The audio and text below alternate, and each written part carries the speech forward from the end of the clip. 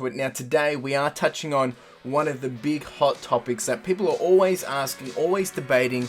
Is it better to offer free postage versus is it better to have the buyer pay?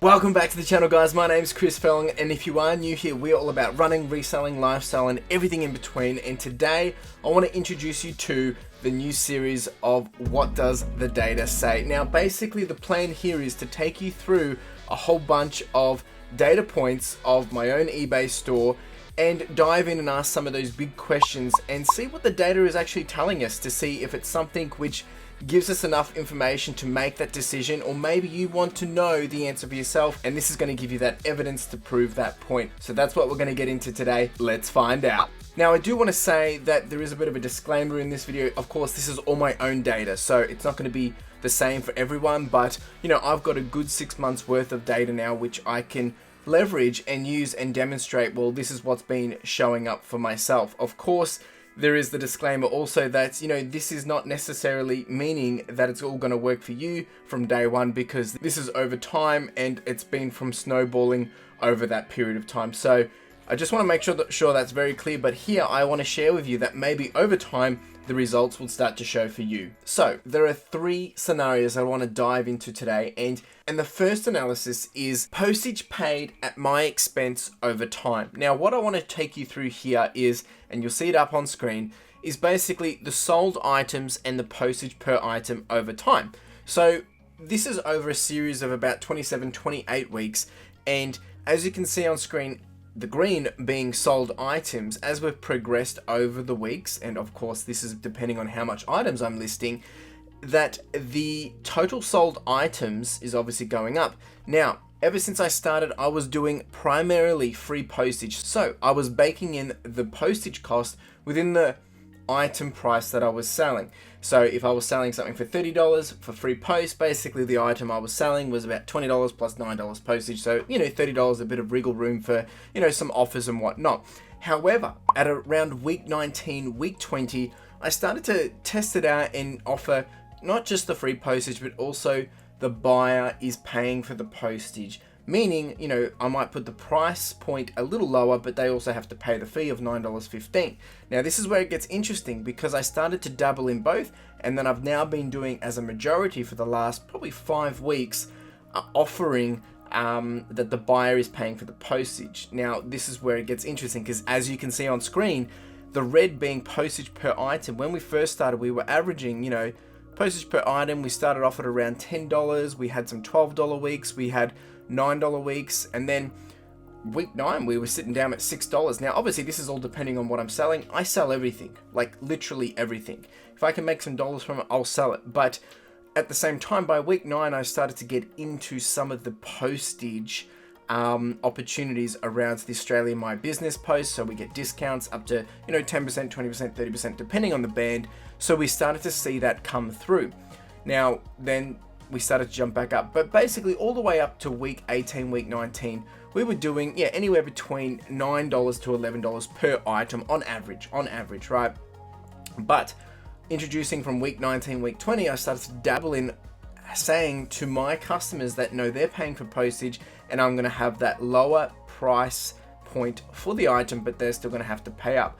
Now this is where it gets interesting, because as you see, the postage per item that I'm having to pay is obviously going down, of course, because I'm not having to pay for it anymore. But this is where we're going to lead into the next scenario, because as you can see, you know, the prices that I'm paying now, I'm paying around $1, I'm paying, you know, $2, I'm paying $3. That's depending on, you know, how accurate I am at putting the postage cost. So of course, over time, if I'm not paying for the postage anymore and the buyer is, of course there's going to be a less expense to my pocket over time, because I don't have to pay as much. And now it's averaging, you know, that down at $3, $1, $2, $6. It's averaging, you know, down from $5 to $2 to $1.60 in those last couple of weeks, because I don't have to pay as much. And that's as close as possible I'm getting to, you know, maybe I miscalculated, or I still had to pay a bit, or I didn't get as much discount as I expected.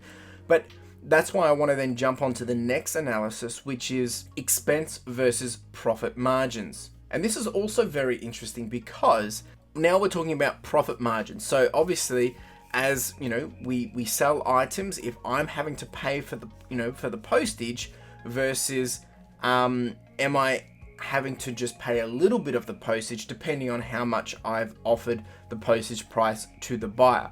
And as we can see, this is where it gets very interesting. And of course, once again, being very, very clear, if I'm not paying for the postage, technically my margins should be going up because I don't have to pay as much, but also they will be going up even more because I'm also getting postage discounts. Now, I want to explain this very quickly, is because if I'm charging a customer $9.15 and I'm on postage band 4, I'm actually eligible to only have to pay $7 postage for that item.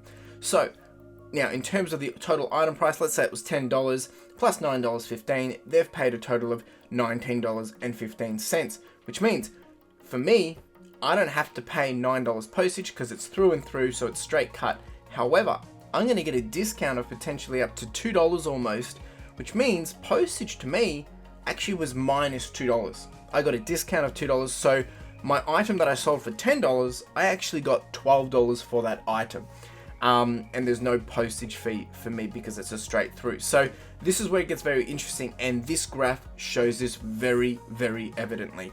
So if we look back at week 1, week 2, it's the margins and postage per item are almost married up and following the same roller coaster of events, simply because every item that I was selling, I was having to then pay postage based on that because I was doing free postage. But when we get to week 19, week 20, I then offered to my customers, majority, that no, they're paying for postage and the price of the item is going to be a little less. So, as I said, $10 plus $9 postage. Now, this is where it gets interesting. The postage per item, obviously, drops down in terms of what I'm paying for it. And that's because, I don't have to pay up for it as much. But what's really interesting is we're getting down to as low as 1 week I was only paying about $1.60 per item because that's how much out of, difference I was getting, which we saw in the graph before. So my margins are peaking big time. I've had margins of up to, 46%. I had margins up to 70%. I've had margins up to 55%, but they have jumped up. And this should all make sense. I hope it does, right? Of course, because I have less cost coming out of my pocket for postage. And then there's scenario number 3, or analysis number 3, which is average post at my expense over time. And I want you to help to see this, right? Because when you're looking at this, you've got, when I started back early, January, my average post cost into my pocket over time, we started off, $8, we went to $10, and this is per day, right? So on average, we were sitting around between $9 and $10 for a very long time. By the time I got to April, we were still sitting around $9. Got to May, we were still sitting at $9. We got to June, it started to drop, and now we're sitting on average. Postage cost to me is around $7.82. This is per day, right? So the items you saw above, on a weekly average basis, whereas this is now per day. So as you can see, my postage cost that I'm having to pay is around $7.82. But if you think about this, 2 things to consider is I've got the sales volume, which means I'm getting the discounts from Australia Post Band. And the second point is I'm now being able to get about 20 to 30% of that postage cost back into my pocket, which means if the average postage cost that I'm doing to the buyer is around $9 and I'm getting around $1 to $2 back over time, if you think about this, if I'm doing 10 to 20 to 40 sales a week, that's starting to add up an extra $80 into my pocket straight up like that per item. So this is just on majority local and domestic postage, but when you think about on international, the dollar value is even higher again. So this is something to consider big time. Once again, of course, the more that the buyer is paying for it, the less is coming out of my pocket. But what I wanted to make sure you understand is that there is actually a greater opportunity to save when it comes to having the buyer pay. And the reason why is because we've gone through those 3 things, but think of it this way. We've got a $20 item, right? Now, usually if I was doing this from when I first started, I'd be selling this at $30, which includes my idea of $9.15 postage. Of course, there's the cost of, how much the item was and blah, blah, blah. In this case, I'm not going to worry about fees, but basically $30 I'm selling the item for, knowing that postage is going to be $9.15 and there's a $2 cost of the item for, just in general for cost of goods. So when we sell that, basically we've sold it for $30. I might get some discounts, which means the postage to me only costs $8. And the item cost me $2. So I end up coming out with around $20 profit, not including fees. Now that's great. Now the realistic scenario is I've listed something at $30 and I always have it at best offer.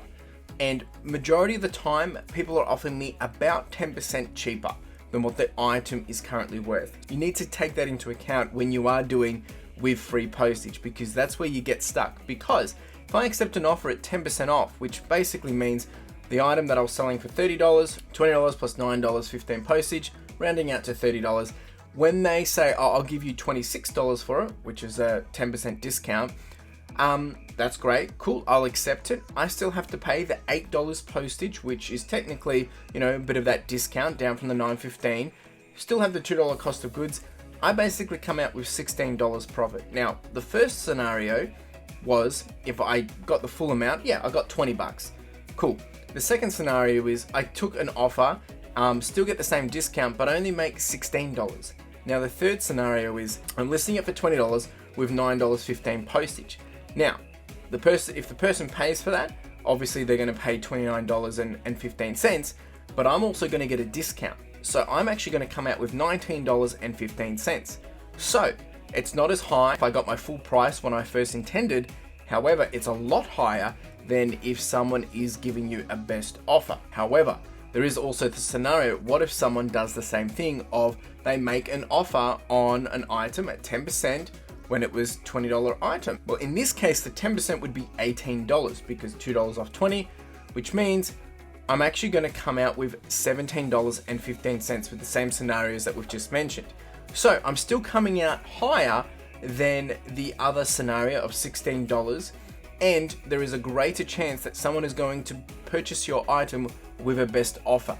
Now, let's just back it up quite quickly. So you got 4 scenarios right here. So in this case, if I'm comparing the first 2 scenarios of whether I'm paying for postage, free postage, or they're paying for postage, the difference there is around 75 cents. Now, I might lose 75 cents, but in this case, depending on the band, and if my band gets even higher, I'm even going to get more savings.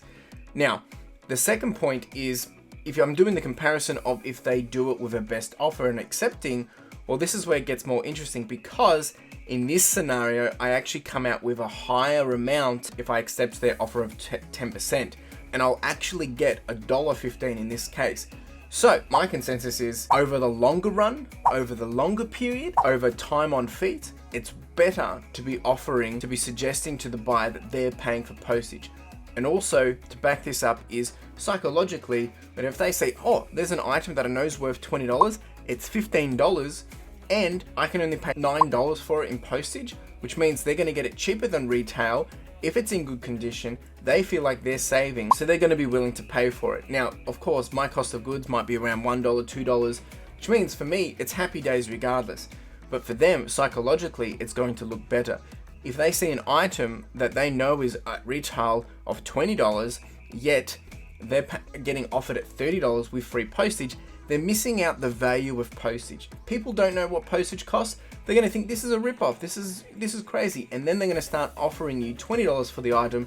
You're going to eventually cave. You might not, but you might eventually cave if the item's not selling. You say, yep, 20 bucks. You then still have to pay $9 postage. You come out with $10. Your cost of goods was $2. You come out with $8 profit.